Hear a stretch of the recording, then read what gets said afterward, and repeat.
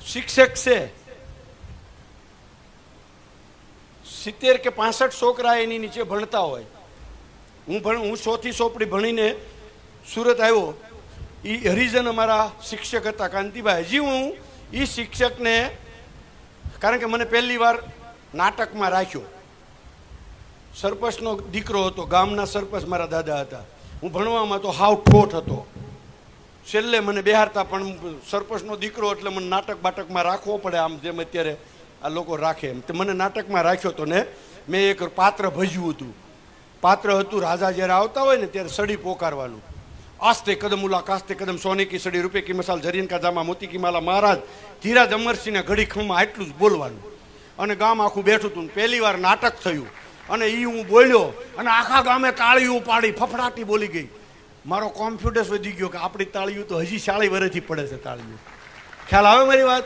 આ તાળીની રમત છે. એમ એક શિક્ષક આવા 70 છોકરા 65 છોકરા એની નીચે ભણતા હોય. દર વર્ષે છોકરા બદલાય. શિક્ષક ઇનાઈ હોય, 40 વર્ષ 35 વર્ષ નોકરી કરે, 25-50 હજાર માણસો એની નીચે ભણીને જતા હોય. એમાં કેટલાય સૌજીભાઈ જેવા થતા હોય. જ્યારે એને સાચા દિલથી કોકના દીકરાને ભણાવ્યા હોય, એના દીકરાને ભણાવવાની જરૂર પડે, એના દીકરાનું ધ્યાન કુદરત રાખે. ખ્યાલ આવે મારી વાતનો? તમારે તમારા દીકરાનું ધ્યાન રાખવાની જરૂર ન પડે. જ્યારે તમારી નીચે કામ કરે છે કે તમારી નીચે ભણે છે કે તમારી હેઠે છે, એ તમે જો દીકરાની ઘોડે રાખો તો તમારા દીકરાને ભગવાન દીકરાની ઘોડે રાખે, 1 થી 100 ગણું આપે. આ કુદરતનો નિયમ છે. હું કાયમિક કહું, હું એમ્પ્લોય છે ને મારે ત્યાં જેટલા બી છે એ મને, હું એને ખરેખર, હું મારા દીકરો હોય કે એમ્પ્લોય હોય, મારામાં કોઈ ભેદ નથી. એમ્પ્લોયના દીકરાને અમે કાંતિભાઈ ટ્રેનિંગ આપી જાહેરમાં, એટલે કહું છું મારી કમિટમેન્ટ તૂટે નહીં. મારા દીકરાને જેટલું મેં શીખવાડવામાં ધ્યાન દીધું હોય એ જ સિસ્ટમથી એમ્પ્લોયના દીકરો હોય કે ગામનો કોઈ પણ દીકરો હોય એને શીખવાડવાનું.